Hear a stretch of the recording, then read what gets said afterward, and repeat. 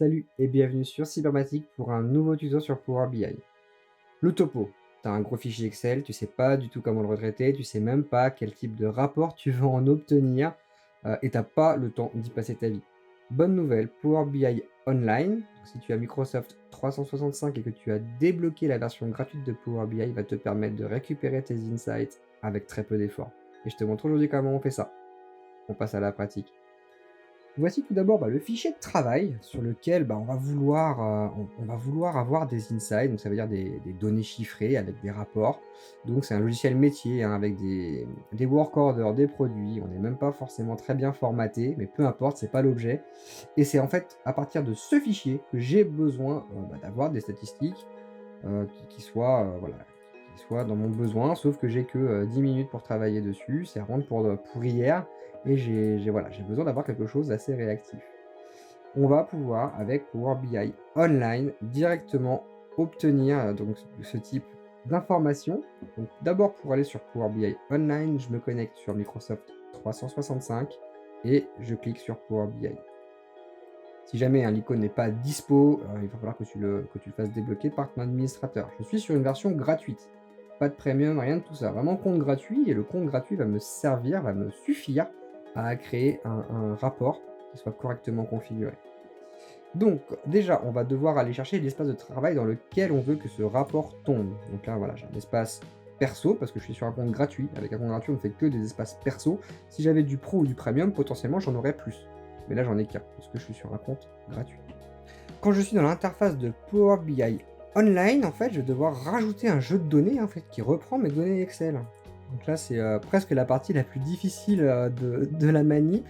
On va chercher en fait dans Nouveau, jeu de données. Et au niveau jeu de données, on va sélectionner Excel.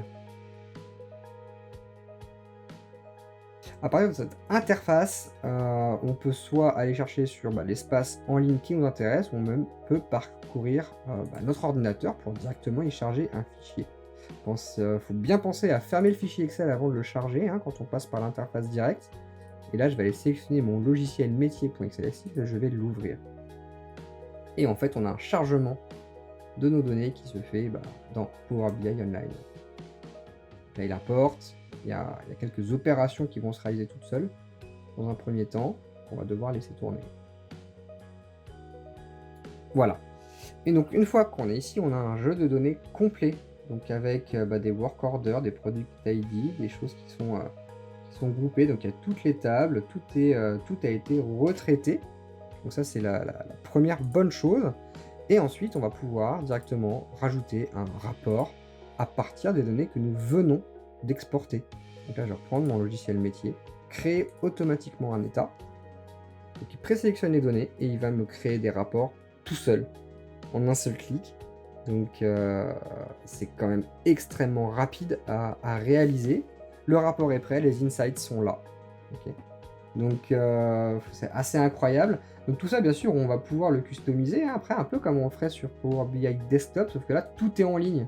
Donc si tu es sur Mac, par exemple, typiquement, c'est une option qui va beaucoup t'intéresser parce qu'on n'a pas Power BI Desktop sur Mac.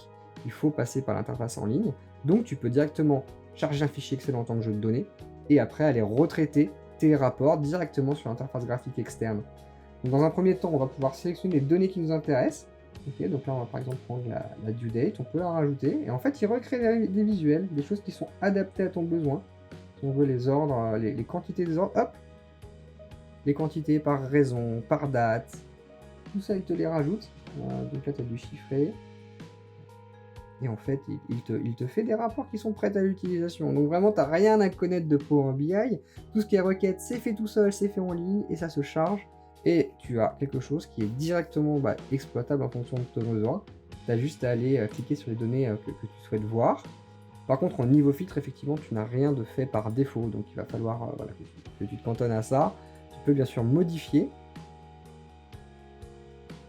Et là, tu arrives sur l'interface Power BI, mais directement en ligne, dans lequel tu peux travailler comme sur la version de bureau. Ce qui veut dire que la version de bureau de Power BI n'est plus obligatoire pour pouvoir travailler avec ce logiciel.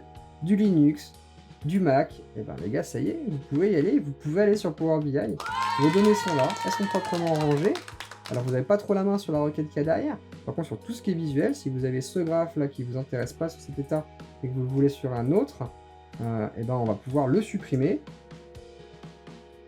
On va pouvoir supprimer le graphe et pourquoi pas mettre une map, quoi. Là, je peux directement y mettre une map. Alors ça n'a pas beaucoup de sens, peu importe, c'est juste pour montrer que c'est possible. Et du coup, bah, on a une map à la place au niveau de la carte, quoi. Avec bah, toutes les options de personnalisation qu'on avait d'habitude. Donc les rebords, donc là sur les généraux, si je veux rajouter des effets de bord et d'ombrage, tout ça est possible directement en ligne et en partant d'un jeu Excel. Donc, ce qui est quand même assez fréquemment le cas, hein. En général, on a un fichier Excel, on l'envoie à Power BI en jeu de données, on crée ce rapport en fonction du jeu de données que nous venons de créer, et après on a Power BI interface en ligne qui permet de travailler pour peaufiner son rapport, peu importe la machine qu'on va utiliser. Donc on lui donne un petit nom quand on a fini.